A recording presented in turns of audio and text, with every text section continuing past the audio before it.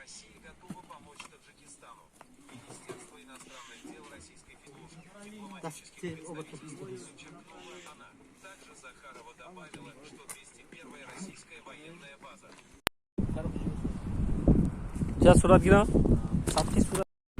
این دریای زرافشان هست بین دو دهه نوحیه عینی واقعا در بین دو دهه نوحیه عینی بین ررز و پخود نام اینجا زیراب ررز نامگذاری میکنند یا آسیای چشمه